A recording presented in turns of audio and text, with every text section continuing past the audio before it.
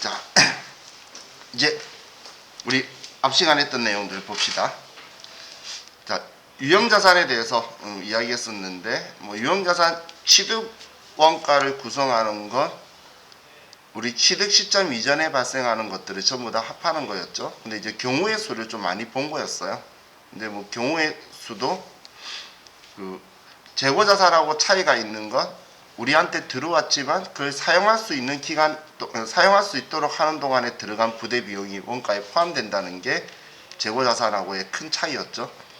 그래서 시운전비라든지 혹은 토지 정지 비용이라든지 이런 것도 있는데, 여러분들이 나중에 실수하시면 안 되는 게 건물 철거비 부분에 대해서 생각을 해야 되겠죠. 우리가 건물 철거비에 대해서 우리가 사용 중이던 건물을 없앴던 게 있고, 땅 사오면서 있던 기존 건물을 철거하는 경우가 있었죠. 그럼 우리가 땅을 사면서 기존에 있던 건물을 철거하는 것, 그걸 그냥 건물 즉시 철거라고 표현을 해요. 그럼 즉시 철거하는 건 땅 쓰기 위해서 그 철거비가 들어갈 거예요. 그때는 토지 취득 원가를 구성하는 요소가 되는 건데, 사용하고 있던 우리 건물을 철거한 거라면 이 건물을 우리 장부에서 제거하면서 손해본 돈으로 처리하는 거였죠. 우리 어제 유형자산 처분 손실로, 어제가 아니죠, 엊그제죠. 그리고 우리 이 유형자산들을 취득하면서 반대로 돈이 들어가는 게 아니라 나한테 돈이 들어올 수도 있다는 거예요. 건물 철거하고 철근이나 이런 골자재들을 팔거나, 혹은 우리 시운전 하면서 나온 부산물들을 팔아가지고 돈을 받을 수도 있겠죠. 그런 것들이 생기면 반대로 취득 원가에서 차감하는 형식이 되겠죠. 원래 비용 들어가는 만큼 취득 원가가 늘어나는데, 거꾸로 내가 돈을 받게 되면 취득 원가에서 차감하는 거예요. 그 기준이 취득 시점 이제 이전에 일어난 거에 대한 이야기인 거고, 취득 시점 이후에 일어난다면 그때는 우리가 돈을 쓰게 되면 자본적 지출이냐 수익적 지출이냐 따져서 자산 처리하거나 비용 처리할 건데, 근데 만약에 취득 시점 이후에 뭔가 들어오는데 매출이 아니라면 그때는 그냥 잡이익이나 부산물 매출이 될 거예요. 그래서 방금 제가 취득원가에 더하라 빼라 그 이야기는 취득 시점 이전의 지출에 대해서 이야기한 거죠. 자, 그럼 우리 감가상각 방법에 대해서도 5가지를 봤었는데, 이 감가상각 방법의 5가지 중에 제가 구분을 3개, 2개로 나눴어요. 먼저 정예법, 연수합계법, 그리고 생산량 비례법, 이 3개는 우리가 감가상각 대상 금액을 먼저 구하기 위해서 우리 잔존가액을 취득원가에서 빼고 계산을 시작하는 방식이었고, 정률법이나 아니면 이중체감법은 우리 미상각 잔액을 가지고 시작하기 때문에 첫 시작할 때에 우리 잔존가액을 빼지 않고 취득원가에서 곱하기 정률이었고, 마지막에 잔존가액을 빼는 끝수 조정의 방식을 썼죠. 기억나시죠? 그래서 우리 정예법이다, 연수합계법이다, 생산량 비례법이다, 이런 특징이 감가상각 대상 금액을 구하기 위해서 잔존가액을 먼저 빼고 시작하는 건데, 정률법이나 이중체감법은 취득 원가를 가지고 미상각 잔액이니까 감가상각 누계액을 빼는 건데, 1차 년도는 감가상각을 한 적이 없을 거잖아. 그렇기 때문에 1차 년도에는 취득 원가에 그냥 정률을 곱하는 거예요. 계산하는 방법은 실기로는 정예법하고 정률법만 생각하시면 되고, 하지만 이론 목적으로는 이제 연수합계법도 간간히 나오긴 해요. 간간히. 근데 이건 우리 내용연수 역순으로 그냥 안분하는 거였죠. 5년짜리면 54321, 10년짜리면 1987654321의 비율로 감가상각 대상 금액을 나누는 방식이었어요. 근데 이런 것보다 시험 문제에서 1차 년도 감가상각비가 가장 큰 방법, 혹은 작은 방법, 혹은 안정성이 가장 높은 방법, 낮은 방법, 이런 식으로 물어볼 거예요. 아니면 그 순서대로 되어 있는 거. 그러면 어느 방법을 쓰더라도 몇 년짜리고 얼마에 사왔고 잔존가액이 얼마라 하더라도 무조건 1차 년도 감가상각비는 정률법이 제일 크고 정예법이 제일 작다라고 했죠. 그럼 정률법이 비용을 가장 크게 잡고 그리고 자산을 가장 많이 줄여주는 성격이기 때문에 가장 보수주의에 적합하고 안정성이 높은 방법으로 우리가 지금 그 설정이 된다라고 했던 거 이론상으로 기억해 두면 좋을 것 같아요. 자, 그리고 정부보조금 대해서 봤는데, 이 정부보조금은 상한 의무가 있거나 조건부 상한이든 어떻든 간에 상한을 결국은 해야 된다는 조건이 걸렸던 이런 경우는 일단 우리가 빌려왔을 때는 차입금으로 처리할 거예요. 그냥 앞에 제가 차입금이라 말한 건 기간에 따라서 단기 차입금, 장기 차입금 이렇게 나눠지겠죠. 그랬다가 만약에 안 갚아도 되는 상황으로 바뀌면 채무 면제 이익으로 처리를 할 건데, 상한 의무가 없는 경우에는 책에 있는 것처럼 수익 처리하지 않고 우리 회계 처리는 자산의 차감 계정으로 처리하는 방식으로 쓴다라고 했어요. 그래서 우리가 정부 보조금을 받았을 때 당좌 예금으로 받았으면 당좌 예금의 차감 계정인 정부 보조금으로, 만약에 그 보통 예금 받았으면 보통 예금의 차감 계정인 정부 보조금, 이 계정 과목을 만들어 쓰는 거라 그랬죠. 근데 우리 시험 때는 만들어져 있을 거예요. 그럼 여러분들은 어떤 계정 과목의 짝지인지를 꼭 확인하는 거예요. 지금 돈 들어온 게 보통 예금 들어왔으면 보통 예금의 짝지인 정부 보조금 혹은 국고 보조금을 써야 되지, 당좌 예금 짝지를 쓰면 당연히 분계 장부가 틀려지게 되겠죠. 그래서 짝지를 꼭 확인을 해야 돼요. 그럼 이 정부 보조금을 우리가 사용을 하게 되면 보통 예금의 차감 계정이었던 당좌 예금 차감 계정이었던, 우리가 꼭 당좌 예금 돈 받았다고 당좌 예금에서 그 돈을 써야 되는 건 아니죠. 그냥 그 돈을 썼다면 그 차감 계정은 지워주는 거예요. 그럼 그 차감 계정 지우고 나면 그 다음 해야 될 게 그 정부 보조금으로 구입한 자산의 차감 계정으로 또 국고 보조금을 만들어 주는 거였죠. 그래서 이 국고 보조금은 차감 계정인데, 이걸 우리가 받았을 때와 구입했을 때 그 짝지에 맞는 국고 보조금으로 얘들이 생겨난다라고 보시면 돼요. 그럼 돈 받았을 때는 받은 그 자산의 차감 계정으로 있다가 그 돈을 써서 다른 자산을 취득하면 그 취득한 자산의 정부 보조금으로 계정 과목이 대체된다라고 보면 되겠죠. 그죠? 우리 그 화요일 날 예를 들었던 건 정부 보조금 받았던 거 기계장치 샀잖아. 그죠? 시험에서 기계장치 혹은 시설장치 혹은 소프트웨어 이 세 개 가지고 나와요. 국가지원금이 그걸 가지고 이제 사는 경우들이 있으니까, 그러면 그 계정 과목의 차감 계정으로 돈 받았던 걸 대체할 거다라고 기억하시면 돼요. 그럼 기말에 우리가 감가상각을 할 때 감가상각비를 1년치를 계산을 하는데 정부 보조금 받은 만큼은 취소해 주자라고 했죠. 그래서 처음에는 그냥 정부 보조금 신경 쓰지 말고 전체 취득 금액 가지고 차변의 감가상각비, 대변의 감가상각 누계 이렇게 하고 나서, 그리고 이제 우리가 정부 보조금을 받은 비율만큼은 감가상각비도 취소해주고 그 자산의 차감 계정이 정부 보조금을 줄여줬었죠. 그죠? 지금 제가 말로만 하니까 느낌이 별로 없죠? 드디어 찾았어요.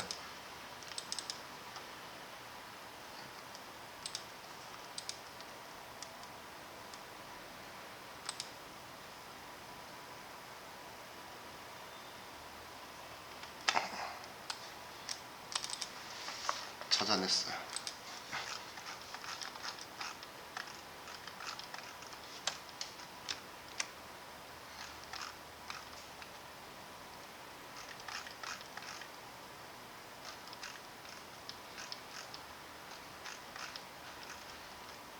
이거다.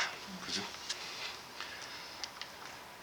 이때 우리가 정부 보조금 받은 자산을 감가상각하면, 그때 예를 든 게 1,000만 원에 샀는데 정부 보조금이 600인 거였죠. 그럼 장부에는 얘 둘이 남아 있는 거잖아요.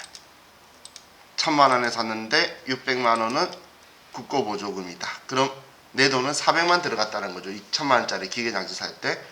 그런데 처음 우리 감가상각을 하면 우리가 감가상각 계산할 때에 이 위에 있는 첫 번째 감가상각비와 감가상각 누계액은 국고보조금 신경 쓰지 말고 먼저 계산해서 하라 그랬어요.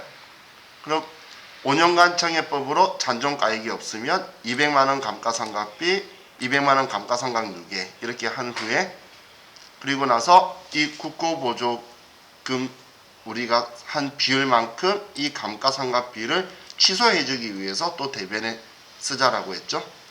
그리고 이 금액만큼은 이 국고보조금을 상각, 줄이는 걸 상각이라 그래요. 그래서 상각해주기 위해서 차변으로 얘를 지워준 거였어요. 그죠? 그래서 지금 이 분계 구조가 감가상각비를 줄이기 위해서 국고보조금만큼 줄이기 위해서 이 감가상각비를 우리 비용으로 인정 안 하기 위해서 취소한 거고 그리고 이 국고보조금을 사용하는 기간 동안 상각 없애기 위해서 얘가 차변해 온 거예요. 이런 구조로 가면 5년 뒤에 감가상각 누계액은 1000만 원이니까 얘 사라질 거고 장부상차내기 또 120만 원씩 5년 뒤면 국고보조금 사라지고 그리고 우리가 인식하는 건 200 비용에서 120 빼면 80이죠. 80만 원이죠. 그럼 80만 원에서 5년 하면 400만 원만 우리가 비용 인식하니까 정확하게 회계 처리되는 방식으로 계산해 나갈 거다라고 했어요. 그래서 지금 분기할 때는 위에처럼 이렇게 해도 되고 아래처럼 얘 둘이를 순액으로 해도 되지만 시험 때는 이렇게 답이 주로 나오니까 이렇게 분계를 하는 걸로 하고 근데 AT 시험에서는 얘네들 할 때 구입한다면 구입하는 것만 가지고 매매추 전표에 쓰고 국고보조금 이 두 분계만 일반 전표 시킬 거예요. 그래서 별로 안 어렵게 나올 건데 세무사의 시험에서는 그냥 한 번에 다 해야 되기 때문에 이 분계를 눈에 좀 익혀 두셔야지 편할 거다라고 제가 그렇게 표현을 했었죠. 자 그리고 이제 유형자산 처분들을 쭉 봤었는데 처분에서 과거에 제가 이야기하지 않았던 거는 우리 보험 관련된 거 이야기했었죠. 우리가 화재로 건물이 없어지면 우리 이 어떻게든 건물에 대한 흔적은 다 지우기 위해서 취득원가의 대변에 쓰고 차변에 감가상각 누계액을 쓰는데 우리가 철거를 해버렸다면 유형자산 처분 손실인데 재해로 인해 없어졌다면 재해 손실이라고 쓴다라고 했죠. 그럼 이때 보험에 가입이 안 되어 있으면 재해 손실로 처리하고 끝내버릴 거고 보험에 가입이 되어 있으면 재해 손실이나 유형자산 손상 차손 중에서 우리는 선택을 하면 되는데 시험에서는 그럼 알려줄 거라 그랬잖아. 두 개 다 써도 문제가 없다면. 그렇기 때문에 우리는 기본적으로 재해 손실만 기억하고 있으면 되겠죠. 근데 이 재해 손실은 꼭 건물이 불타 없어지거나 이럴 때만 쓰는 게 아니고 우리가 시험 문제에서 재고자산이 홍수로 떠내려갔대요. 화재로 불타 없어졌대요. 그래도 대변에 그 재고자산 지우면서 재해 손실이라고 쓸 거예요. 그때도 조건은 똑같아요.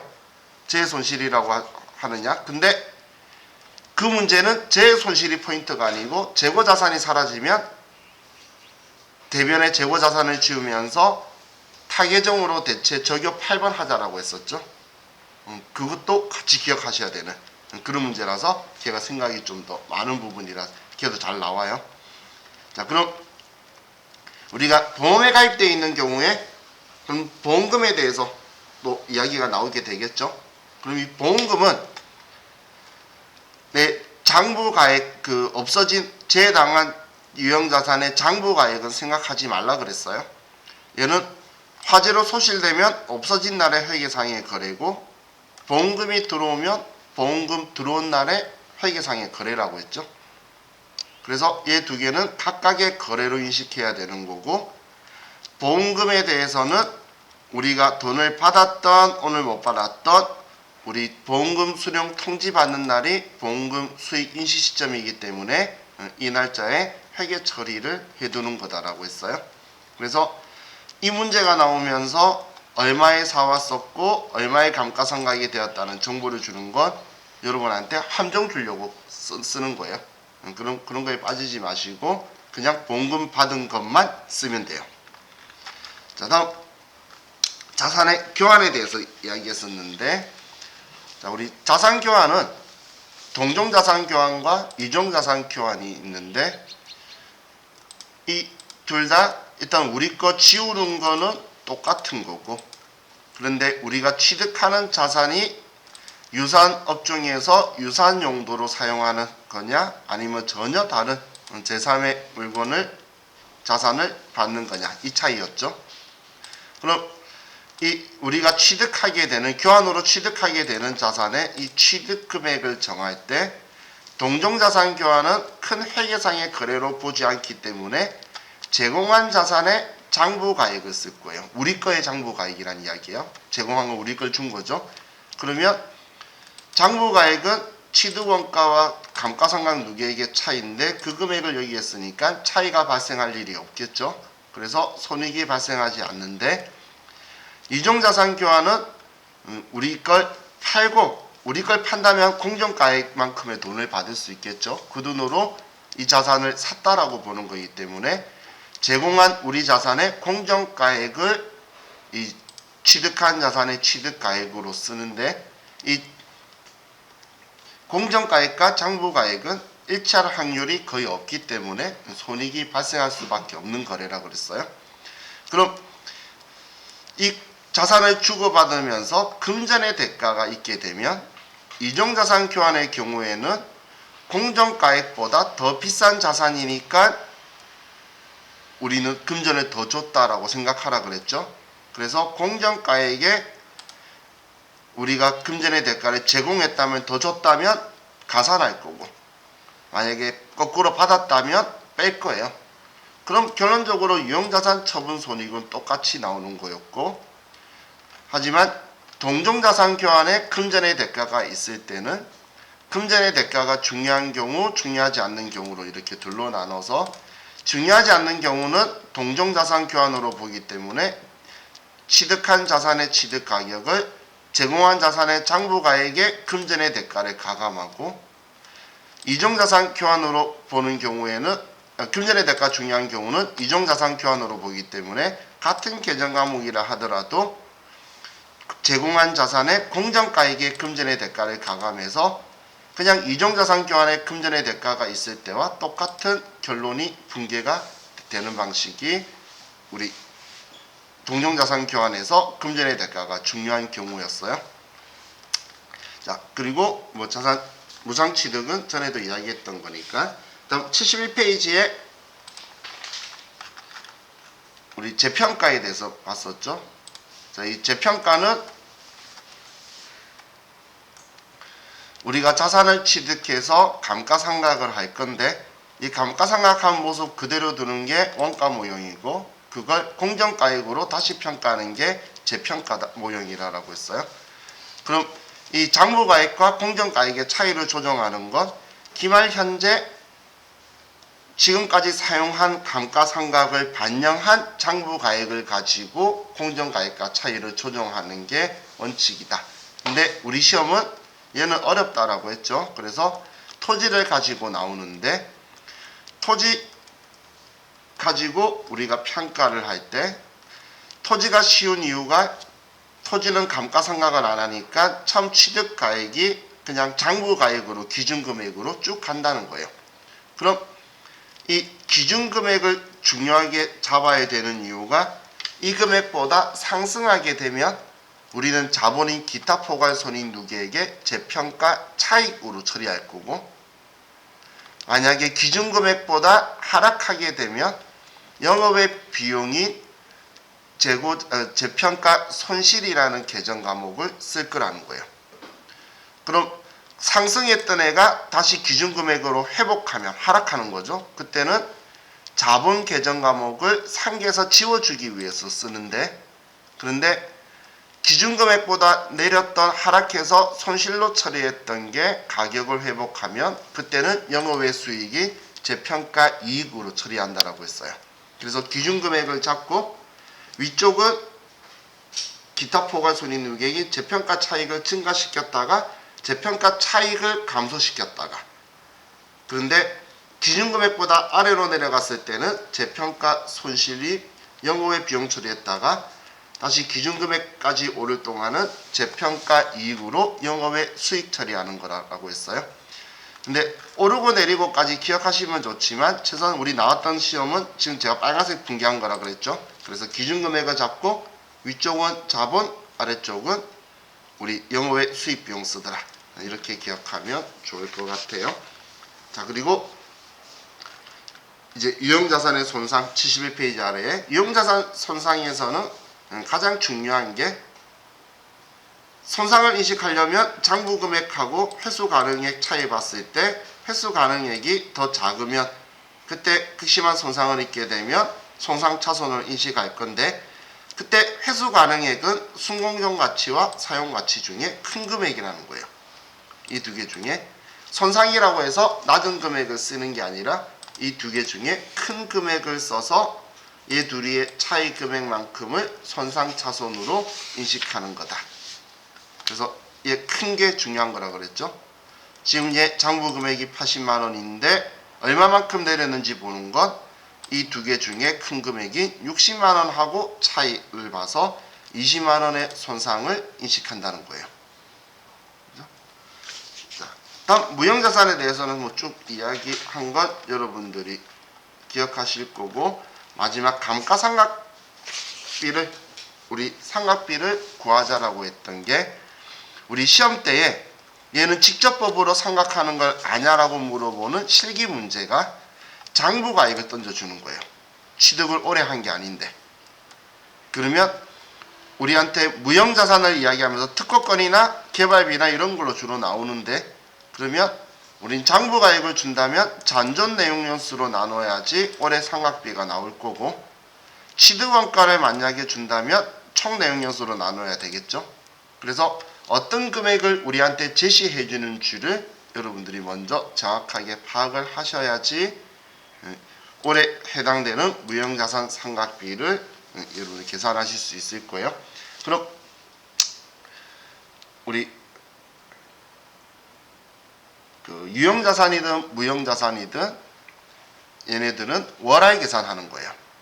그래서 만약에 올해 취득했다면 올해 1월 미만은 1월로 보니까 예를 들어 4월 30일 날 사도 4월 1일부터 계산을 하는 거예요. 4월 달부터 계산하는 거예요. 그러면 9달이 되겠죠. 그럼 12분의 9만큼만 올해 상각비가 될 거예요. 유형자산이든 무형자산이든. 그래서 그 부분만 여러분들이 좀 체크를 잘 하시면 돼요. 그래서 시험 때 제가 제일 좋아하는 날짜가 7월 1일이에요. 7월 1일이면 그냥 절반이잖아. 그죠? 자, 여기까지가 우리 앞 시간에 했던 거고 제가 그 앞 시간에 계산기 중에 까미 계산기라고 앱 하나 다운받자라고 했었었죠. 지금 우리 교재를 보면 자산 끝나고 나서 우리는 부채를 봐야 되는데 부채를 보여주지 않고 바로 자본이 나와 있어요. 81페이지 가보면 그죠? 그리고 81페이지를 좀 더 뒤로 가서 92페이지로 가면 이제 사채가 있어요.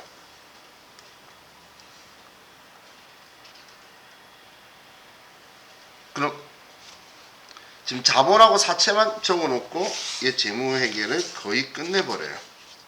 정말 성의가 없죠. 그래서 자본 가치는 먼저 사채를 보고 그리고 나서 그냥 부채에 대한 개정 과목도 좀 더 보고 그리고 자산 보고 그리고 수입 비용에 대한 인식 요건이나 좀 추가적인 이론을 위해서 개념 잡을 것만 좀 더 보고 그러면 재무회계가 끝날 건데 물론 제 생각에는 내일 중에 끝날 거예요. 방금 말한 계획이.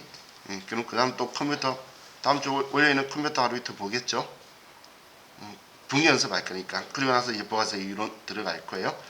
그럼 우리 이렇게 생긴 계산기 제가 하자고 했는데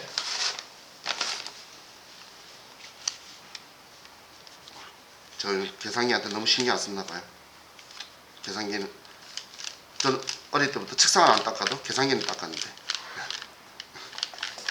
항상 제 손이 데이는 곳이니까 얘가 제일 소중하죠. 그 다음 닦는 게 키보드였어요.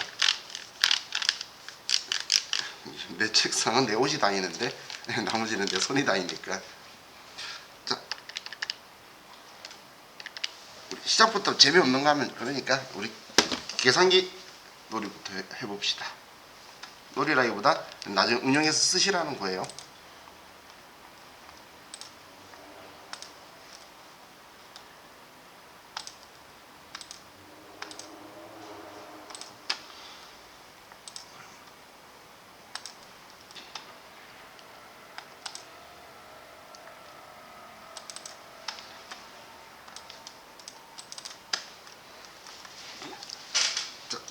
계산기 여셨죠? 이 계산기 쓰신 분은 이거 쓰시면 되고, 근데 그냥 집에 있는 계산기에 보면 MC하고 MR이 있는데 MRC라고 적혀 있는 계산기가 있으신 분도 있어요. MC, MR도 있는데 MRC라고 적혀 있는 계산기 쓰시는 분은 그건 한 번 누르면 MC, 한 번 누르면 MR, 두 번 누르면 MC가 되는 거예요. 다른 기능 더 넣으려고 그 버튼을 거기다 두 개를 넣은 거예요. 자, 그럼 계산기에 무조건 위에 M이라든지 아니면 그 K라든지 GT라는 글자가 없도록 우리 C하고 AC 올 클리어 눌러서 깨끗하게 만드시고, 자, 우리 더하기 빼기를 한번 해볼게요. 이거 그냥 연습하는 거니까 가볍게 눌러봐요. 자, 우리 암산 되시는 분은 암산하셔도 돼요. 자, 999 더하기 888 더하기 777 더하기 666는 얼마죠?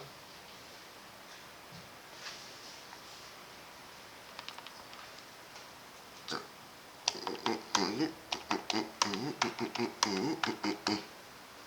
하면 얘는 3330이 되죠.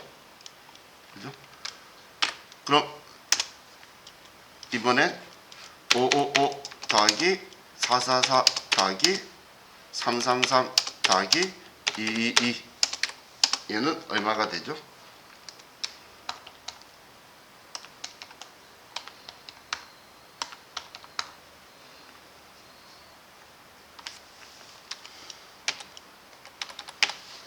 이거 왜 나오나요? 맞나요? 자, 근데 지금 여러분들 계산기에 더하기는 이렇게 치셨죠? 그죠?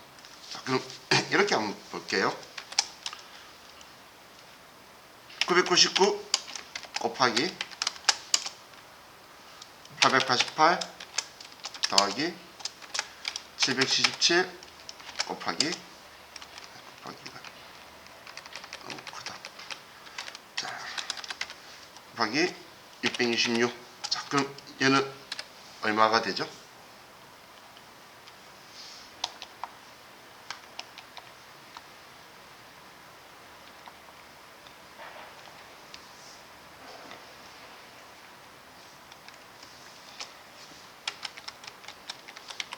이거 왜 나오나요?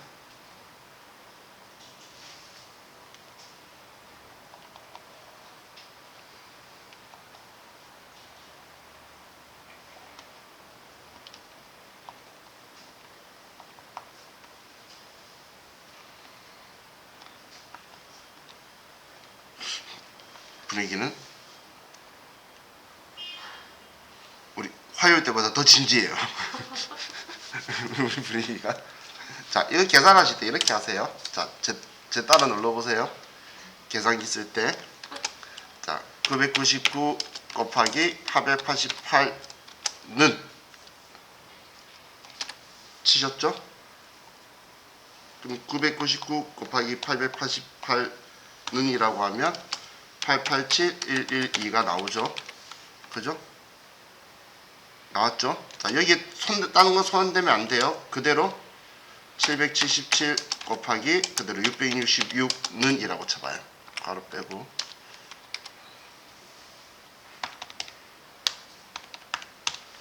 그러면 금액이 51만 7,482원이 나오죠.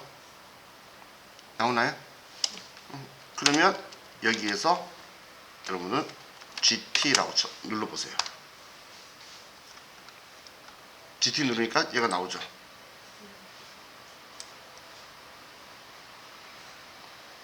나왔나요?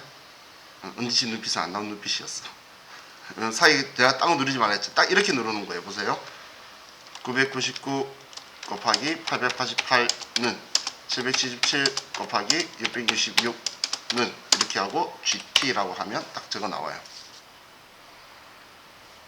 근데 이 는 누를 때마다 이렇게 누르니까 이 값 본 거고, 그냥 바로 또 얘 곱하고 얘를 하면 이 값을 본 거죠. 얘 둘이 곱하면. 그리고 GT 누르면 얘가 나오는데, 왜 얘가 나오냐면 많은 사람은 이 꼴이 지금 제처럼 더하기 빼기 썼을 때 이 꼴이 그 이 꼴인 줄 아는데, 계산기에서 이 꼴은 그랜드 토탈 메모리에 지금 이 꼴이라고 썼던 이 값을 메모리에 집어넣고 있는 거예요. 그럼 지금 이 꼴이라 눌렀을 때 보는 숫자 있죠? 얘네들을 한 번에 합쳐서 보여달라고 하는 게 그랜드 토탈 GT예요. 그래서 여러분들이 그냥 이 꼴이라고 누르면 그 다음부터 또 새로 그냥 시작이니까 클리어로 누르면 안 돼요. 그래서 얘네들 다 합치고 싶으면. 괄호가 몇십 개가 있어도 그냥 괄호 있는 거 다 곱하기 더하기 해서 이걸 눌러놓고, 또 곱하기 더하기 해서 이걸 눌러놓고 GT라고 하면 다 한 번에 합쳐지겠죠. 그냥 이렇게 생각하시면 돼요. 자, 우리가 생각할 수 있는 거지만 5는 이러면 이 꼴이라고 눌렀을 때 보이는 게 5만 3번 보였겠죠. 그죠? 그럼 여기에서 GT라고 하면 이 꼴이라고 눌렀을 때 보이는 숫자를 다 합쳐줄 거라 그랬잖아요. 그래서 15가 나올 거예요. 이 꼴의 기능은 그랜드 토탈 메모리에 내가 이걸 눌렀을 때 걸 메모리를 넣는 거예요. 그죠? 그럼 이번에는 얘를 빼면, 물론 계산기도 앞에 마이너스라고 넣을 수 있어요. 그래서 마이너스 777이라고 곱할 수 있지만 그럼 귀찮잖아요. 그죠? 그럼 얘는 한 번에 계산할 땐 이렇게 하는 거예요. 자, 지금 제가 처음 걸 보고 순서대로 눌러보시면 돼요. 999 곱하기 888 m 플러스, 그리고 777 곱하기 666 m 마이너스,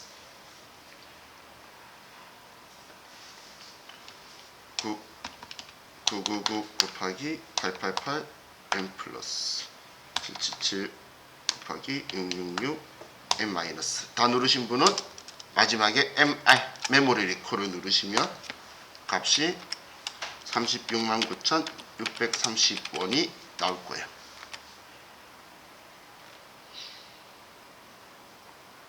그럼 왼쪽 위에 M자가 붙죠? 메모리. 이게 메모리 속에 뭐 들어갔다는 거예요. 지금 이 계산기는 GT라는 쌀통과 MR 메모리라는 쌀통이 두 개 있어요. 얘가. 그럼 이걸 어떻게 보냐면, 자, 그럼 이런 거 풀 때, 자, 암산 되시는 분은 따라 할 필요 없어요. 머릿속에 주산이 있고 뭐 그런 분들 있잖아. 그죠? 이걸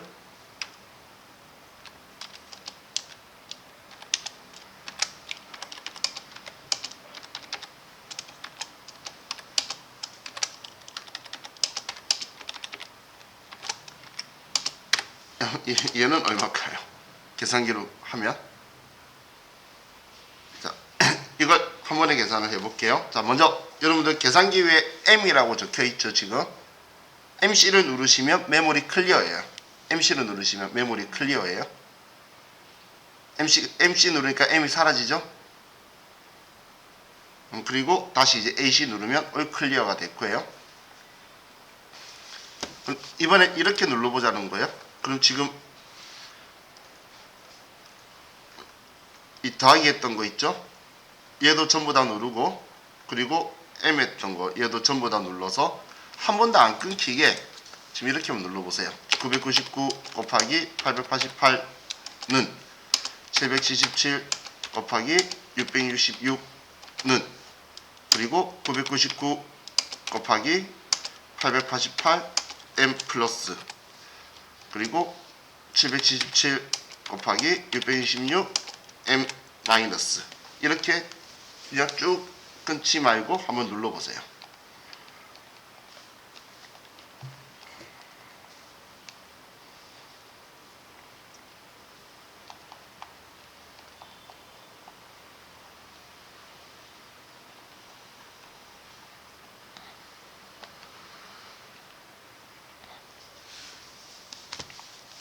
다 누르셨나요? 다 누르신 분은 GT 버튼이랑 MR 버튼을 번갈아 가면서 한번 눌러보세요. GT 버튼하고 MR 버튼을 번갈아 가면서 눌러보세요.